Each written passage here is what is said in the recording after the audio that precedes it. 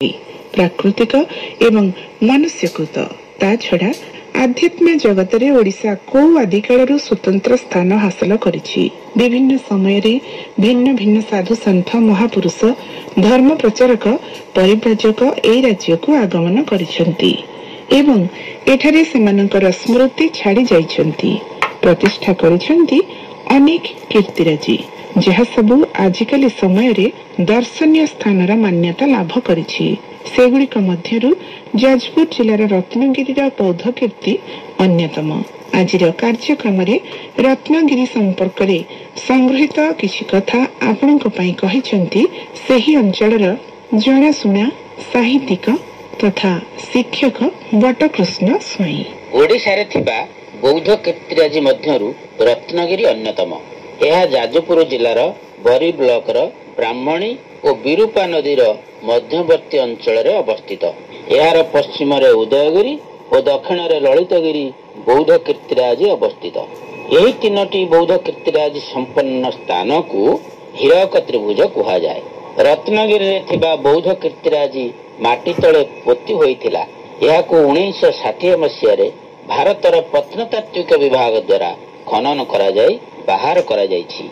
यह आम ओडिशार राजधानी भुवनेश्वर ठारू 100 किलोमीटर दूर रे अवस्थित। रत्नगिरी बौद्ध स्तूप, बौद्ध कीर्ति, ध्यान गृह, स्नान गृह, सभागृह, विभिन्न अलंकार, बासन कुसन सबू खोला जाय आविष्कृत होइछि। यार निर्माण कला मुगुनी पत्थर, पोड़ा इटा आ अति सुंदर सुंदर पत्थर रे निर्मित होइछि। विदेशरू बौद्ध धर्मर धर्मगुरु आ अनेक पर्यटक वर्ष सारा परिदर्शन रे आसीथांती आमर एही रत्नगिरी को।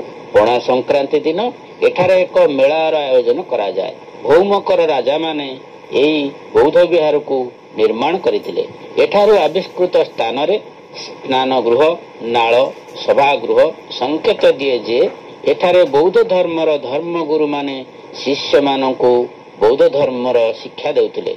एठारे एक म्यूजियम भारत सरकार प्रत्नतात्विक विभाग तरफ निर्माण करा जाई छोट छोट मूर्ति, अलंकार, बासन कुसन और अस्त्र शस्त्र संरक्षित करी रखा जाइछि। एठारे एक महाकालेश्वर मंदिर रहिछि। चंडीखोल पूर्व को 15 किलोमीटर गले पड़े कृष्णदासपुर छक। सेठारू 15 किलोमीटर उत्तर पूर्व दिगरे गले पड़े रत्नगिरी। ता 12-1-25 शिखरु उदयगिरी बौद्ध कीर्तिराज स्थल रे आयोजित होइछि प्रथम बौद्ध गुरु पद्म संभव बौद्ध मंत्र प्रार्थना समारोह। बौद्ध धर्मर गुरु माने नेपाल, भूटान, थाईलैंड, चीन और जापान रो आसी उदयगिरी, रत्नगिरी और ललितगिरी परिदर्शन करुछंती। रत्नगिरी आम ओडिशार गर्व आ गौरव। यह पाई आमे विदेश रे अनेक परिचिति पाई पारुछे।